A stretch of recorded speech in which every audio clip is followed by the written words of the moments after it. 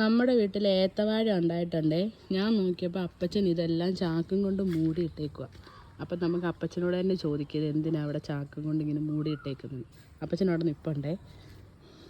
എന്തിനാ ഏത്തവാഴ ഇങ്ങനെ കെട്ടിവെച്ചേക്കുന്നേ? ഞാൻ നോക്കി വന്നപ്പോൾ എനിക്ക് തോന്നി അതൊന്ന് കെട്ടണമെന്ന്.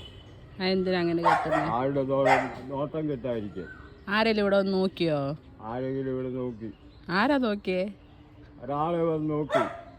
അതിനാണ് ഇങ്ങനെ കെട്ടിവെച്ചേക്കുന്നത്. കണ്ടോണ്ട് എനിക്കത് കെട്ടണത് ചാക്കെടുത്തോണ്ടും വന്നു കയറി കെട്ടി. അതിനു വേണ്ടിയാണ് കെട്ടിവെച്ചേക്കുന്നത്. ഇങ്ങനെ കെട്ടിയാൽ നോട്ടം കിട്ടത്തില്ലേ? ഇല്ല. ആര് പറഞ്ഞു? അങ്ങനെ കിട്ടാൻ നോക്കണ്ടില്ല, മറിഞ്ഞില്ലേ. ഓ, അതിനു വേണ്ടിയാണ് ഇതിങ്ങനെ കെട്ടിവെച്ചേക്കുന്നത്. അതിനു വേണ്ടി അത് കെട്ടിയിരിക്കുന്നു. എന്തിനൊക്കെ വെട്ടിക്കളയുന്നേ? ഈ പ്ലാവും വെട്ടണം. എന്തിനു തന്നെ വെട്ടിക്കളയുന്നേ? വീട്ടിക്കളയുന്ന ചൂടുള്ള കിട്ടായിരിക്കും.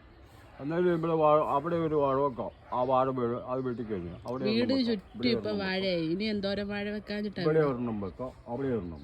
അപ്പോൾ 1, 2, 3, 4, 5 ഇത്രയും വാഴ ഇവിടെ അപ്പച്ചന് പോരാ. ഈ വീടിന് ചുറ്റും വാഴകളാണ്. 6, അത് പോരാഞ്ഞിട്ട് അപ്പച്ചന് വീണ്ടും ഇനി 7, 8, 9, 10, 11, 12, അതുപോലെ 15, 16 വാഴ വെക്കാം. 16 വാഴയോ? 16 വാഴ ഇവിടെ തന്നെ. നീ ഒരു കൃഷിപ്പണിക്കാരൻ തന്നെ.